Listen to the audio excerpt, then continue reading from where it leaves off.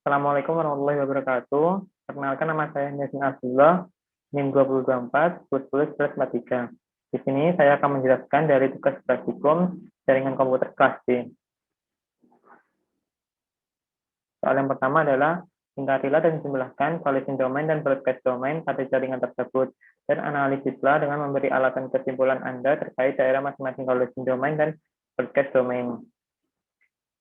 Sebelumnya saya akan menjelaskan pengertian dari collision domain dan broadcast domain. Collision domain yaitu frame yang bisa bertabrakan antara satu dengan yang lainnya. Tabrakan tersebut terjadi karena satu jalur digunakan sebagai pengirim dan penerima file. Intinya ketika ada dua aktivitas yang terjadi bersama akan saling bertabrakan. Kemudian broadcast domain yaitu divisi logis dari sebuah jaringan komputer di mana sebuah node dapat mencapai atau terhubung satu sama lain dengan broadcast pada lapisan data link. Domain broadcast dapat berada dalam segmen LAN yang satu atau dapat dijembatani oleh segmen LAN lain.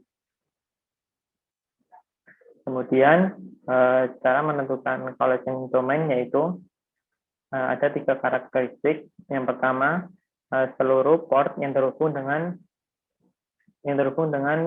hub, yaitu kita lihat di sini portnya yang terhubung dengan hub.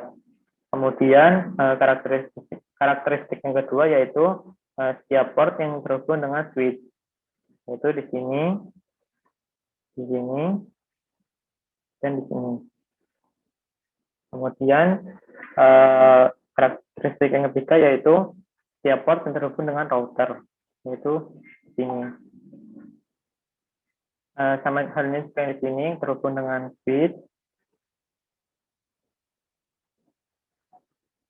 dan yang terhubung dengan hub.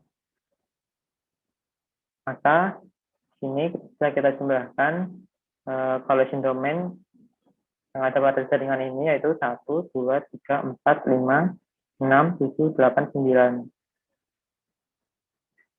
Ini terdapat 9 collision domain. Lebih jelasnya seperti ini. Kemudian selanjutnya yaitu cara menentukan broadcast domain. Cara menentukan broadcast domain yaitu yang pertama,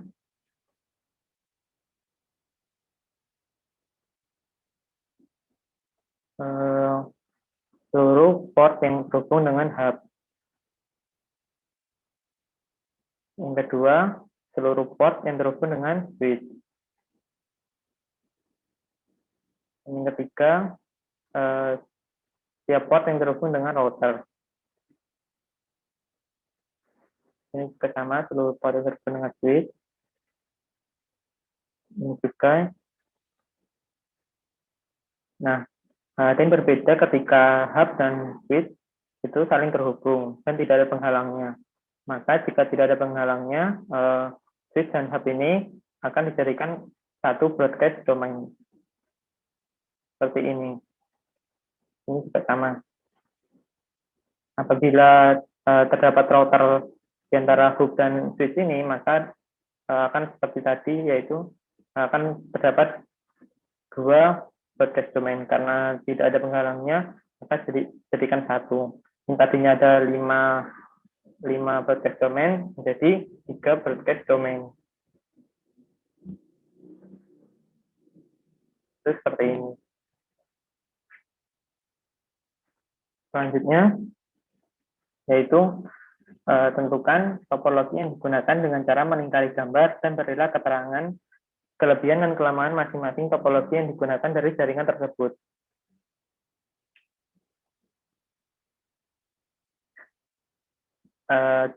Jaringan ini adalah jaringan topologi tree.